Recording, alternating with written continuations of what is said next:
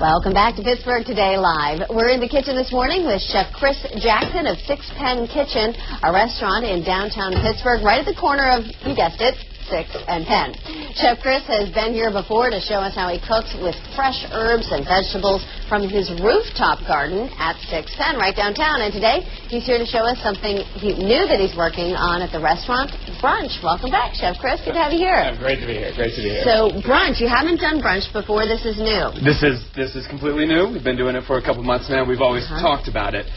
It's been kind of a forte of my sous chef and I when we were in Philadelphia. We actually won Best Brunch in Philadelphia. Wow. And we've always talked like, you know, we really want to bring that downtown and bring it to the people that live downtown and everywhere else. We wanted to make a destination brunch spot. So very nice. It's been great so far. Good feedback, and a lot of people have been coming down for it. Good. So people are making the trip downtown for the brunch. Yeah. Great. All right. Validate parking, everything like that. It's easy. So. Good. And there's a lot of, you know, shows on Sundays, matinees. So I think, you know, there's a good draw. So it's a good way to stop and have like a lunch brunch before you go to a matinee too. Oh yeah, definitely. So good. Well, this smells so good.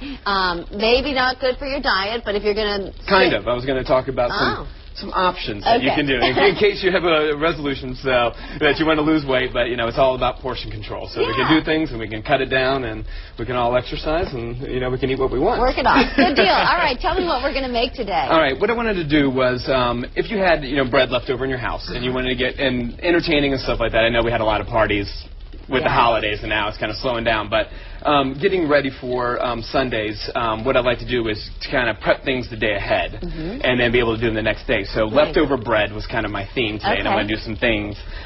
Starting off, what I started here in this pan was some stuffed French toast. So we have our bakers make this, but if you're at home and stuff like that and you have a loaf bread, or if you can get your baker to cut it kind of thick, and it's actually good a day old or two because it gets a little firm.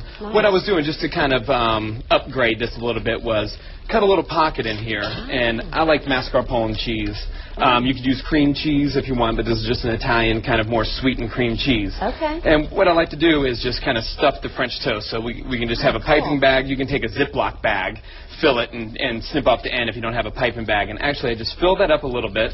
And then what I do is just take fresh berries, strawberries, whatever that you're getting in at the time, and stuff that inside. And then I kind of finish it off with a little bit more filling. And then we have those all ready to go. You can actually dip those in your egg batter, which... When you say ready to go, you can do that the day ahead. Yeah. You can do the day ahead, put it in your thing, your refrigerator, and let it sit overnight. So basically, a basic batter that we're going to do is around 4 eggs. Okay. And this is where you can use skim milk, you can use whole milk, you can use a little bit of half and half. It's not going to affect the taste that much. No, and so we're going to just take a little bit of the milk, put it in there. What I like to use in mine is a little orange liqueur, so a little Grand Marnier or something like that. We put a little in there, has a little bit of vanilla extract. We're going to go right in here. We're just going to whisk this up, and this is going to give a nice little orange flavor to the... And a whisk around here somewhere. Yeah. There we go. So I just whisk that up. I think I smell some cinnamon or something, too. And then basically right here what I like to do is this is some fresh grated cinnamon that we just grated here at the restaurant. I put that in there just to give it a little bit more of a kick. You have your batter, you have your bread. You can actually put these in and sit them overnight in the refrigerator and actually make a casserole out of them the next day and or just, you know, do it the next day right into the pan. So you could just... dip them, put them in a big dish, and then... A lot of times I've done that where I've left them in the baking dish, and the next morning just threw it right in the oven, and it takes about 30 minutes at 350, and it's a French toast casserole, or you can just do it like a classic French toast right here, That's nice and easy, though, if you've got company or something. Yeah, a little bit before that we went going. So we can probably pull these out of the pan. Oh, these look good. And you can see the nice crust on it, and then you can see the filling and the mascarpone just starting to melt a little bit. Do you make this at the restaurant, too? We do. We do a stuffed French toast. We actually make cheesecake fillings and different things and kind of alter it up with the brioche. A nice egg bread works really well with that. All right. So I'm going to pull that off the heat. And you've got even more stuff here. Yeah, another quick one that I did was a strata, which is an Italian type of like quiche. Okay. And basically any type of pan that you would, you know, have for this, what I did was use a round baking pan right here. Okay. And you want to just line this with butter or like a veg spray. I like to put a little bit of parchment paper underneath. And you're just going to take day-old bread that you have left over at the house. Right. And literally, any kind of bread. You're just going to shred this up. And it has to be done the day before. This actually sits 12 to 24 hours. To just kind of get more stale. Yes. Okay. And, well, you're going to put the custard over here. So we're going to layer the bottom. This is going to become the bottom of our strata. And if you've got like wheat bread or something else, that's fine too? Any type of bread would work on this one, definitely. So we're going to put the bread in, and then any fillings that you might have from the week left over from dinner. If you have chicken left over, if you have a little bit of sausages, kielbasa, steak, anything like that. Basically, we're just going to start layering different ingredients in here. Just throw it all in. Should this be cooked stuff? It should be somewhat cooked. It is going to bake in the oven about 45 minutes, but you don't want to overbake it because the eggs, you really want to keep their consistency. So I like to use cooked ingredients. Okay.